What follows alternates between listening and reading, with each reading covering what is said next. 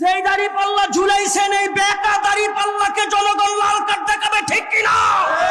যারা সাহাবা বিশ্বাস করে না, যারা নবীর ব্যাপারে বিন্দু পরিমাণ কটাক্ষ করতে দ্বিধাবোধ করে না, অন্তত পক্ষে তাদেরকে নারায়ণগঞ্জের মানুষ গ্রহণ করবে না। সারা বাংলাদেশে 237টা আসন বিএনপির মহাসচিব তিনি ঘোষণা দিয়েছেন। এর মধ্যে নারায়ণগঞ্জের 5টি আসন, 4টি আসনে নাম উল্লেখ করে করে যারা বিএনপি করেন তাদেরকে আগামী জাতীয় সংসদ নির্বাচনের প্রতিদ্বন্দ্বিতা করবার জন্যে তাদেরকে সরাসরি প্রার্থী ঘোষণা দিয়েছেন। নারায়ণগঞ্জ 4 আসনে ঘোষণা দেন নাই।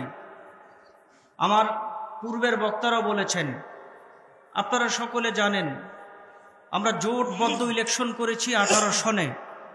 সেই জোটের কারণে বিনা বাধায় আমরা সেই বৈতরণী পার হতে পারি নাই।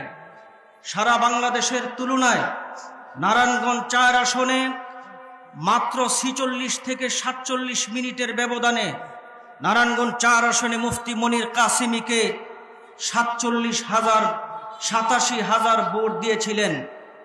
1 ঘন্টা সময়ও পান নাই। তারই ধারাবাহিকতায় বিএনপি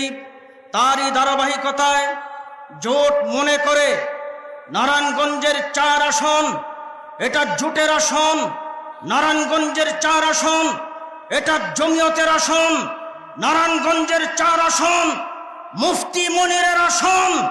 আমি আমার ক্যান্ডিডেট মুফতি মনির সাহেবকে সামনে রেখে বলতে চাই, যদি মনোনয়ন না পাই, নারায়ণগঞ্জ 4 আসনে যিনি মনোনয়ন পাবেন তার পক্ষে কাজ আমরা করব, পরিষ্কার ঘোষণা। আর যদি আমরা মনোনয়ন পাই, বিএনপি যারা করেন, জাতীয়তাবাদে যারা বিশ্বাসী, আমি বিশ্বাস করি কোন শিল্পপতি, কোন টাকা পয়সা আমরা দেখতে চাই না।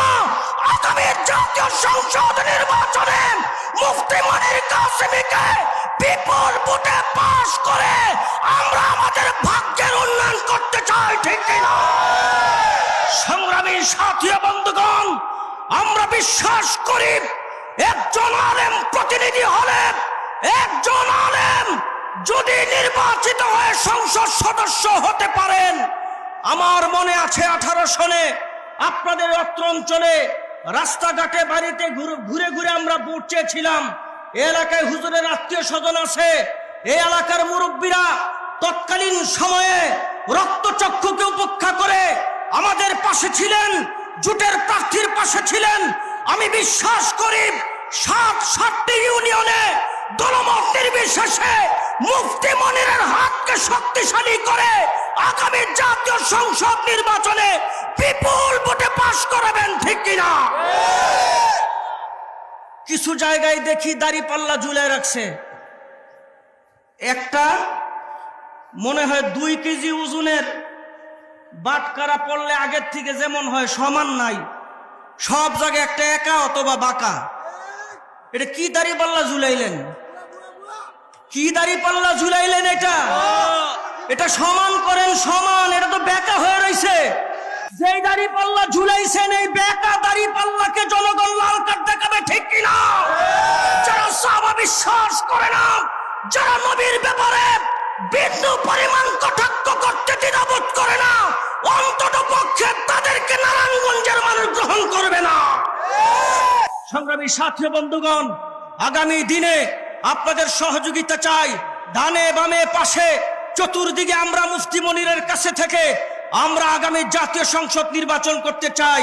এজন্য আবারও আপনাদেরকে ধন্যবাদ জানিয়ে আমি আমার বক্তব্য শেষ করছি। আসসালামু আলাইকুম ওয়া রাহমাতুল্লাহি ওয়া বারাকাতুহু।